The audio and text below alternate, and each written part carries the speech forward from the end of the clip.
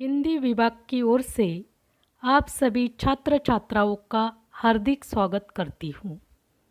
मैं यहाँ पर आपके सामने तृतीय वर्ष साहित्य के लिए निर्धारित हिंदी विशेष पेपर क्रमांक 4 हिंदी भाषा का विकास इस विषय की जानकारी पेश करती हूँ।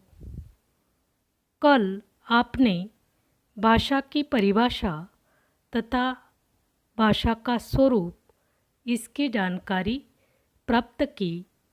आज आपके सामने भाषा की विशेषता इसकी जानकारी प्रस्तुत करती हूँ।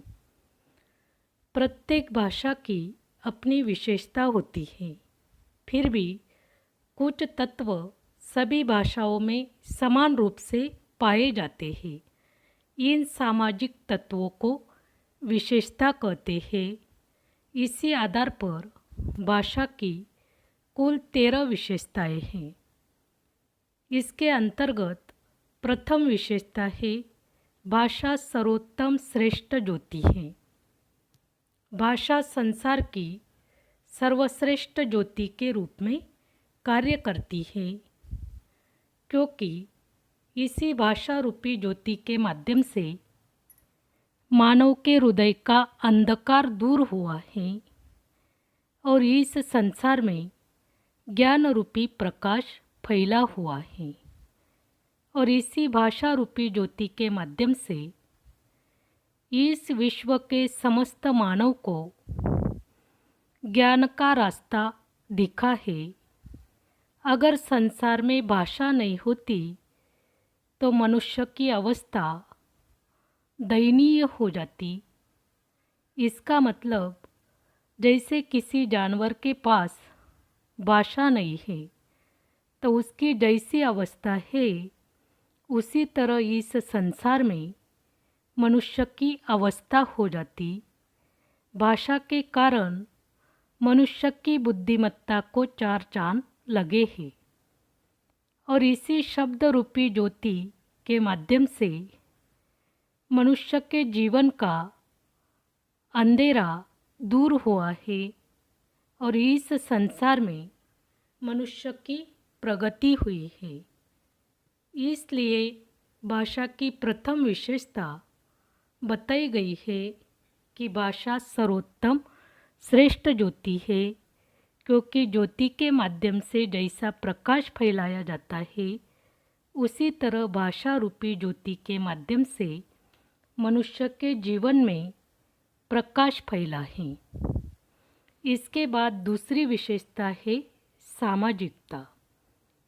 आपको मालूम है मनुष्य समाजशील प्राणी है और भाषा पूर्ण रूप से सामाजिक है, क्योंकि मनुष्य भाषा के माध्यम से समाज के लोगों के साथ विचार विनिमय करता है।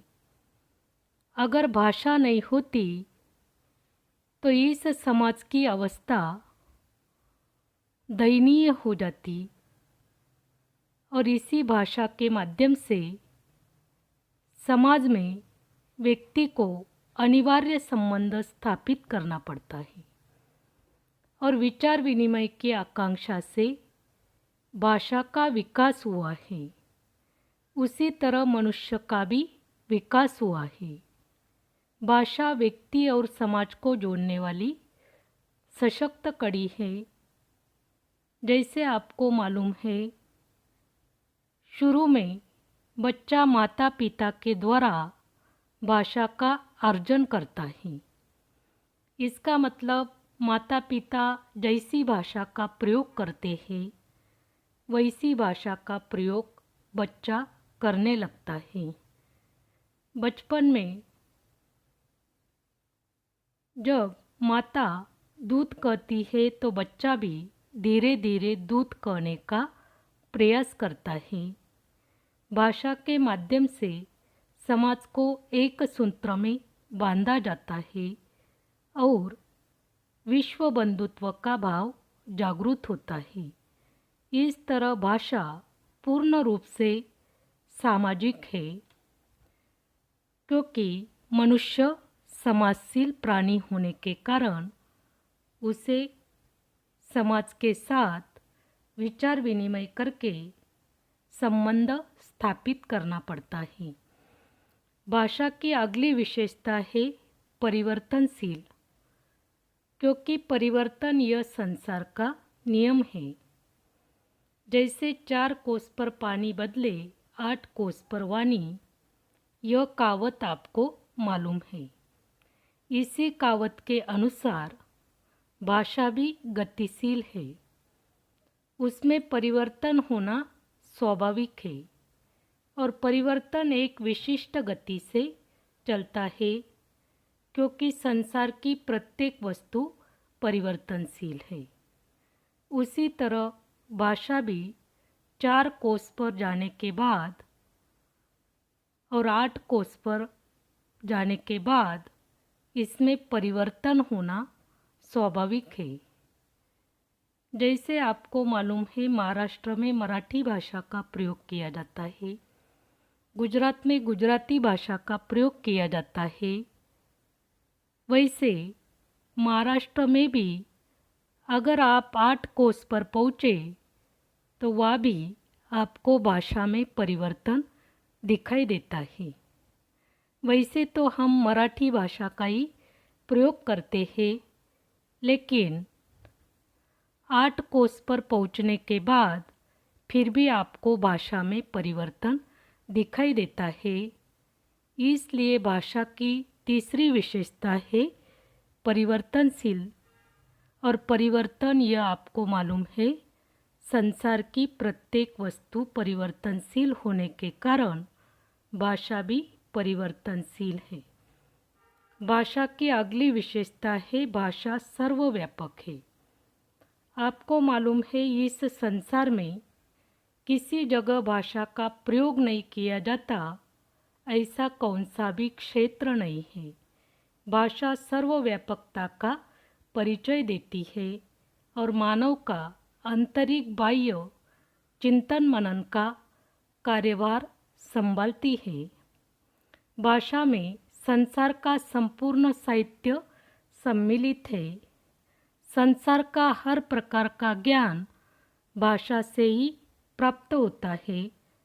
जैसे आपको मालूम है, किसी न किसी साहित्य की निर्मिति यह भाषा के माध्यम से ही बनी है। अगर भाषा नहीं होती तो इस संसार में अलग अलग साहित्य की निर्मिति नहीं होती और मनुष्य की प्रगति नहीं होती और इस संसार का हर प्रकार का ज्ञान आप लोगों तक नहीं पहुंचता। इसलिए कहा गया है कि भाषा सर्वव्यापक है और इसका परिचय हमें प्राप्त होता है। इस तरह आज हमने भाषा की कुल 4 विशेषताओं का अध्ययन किया। बाकी विशेषताओं का अध्ययन अगले व्याख्यान में करेंगे। धन्यवाद।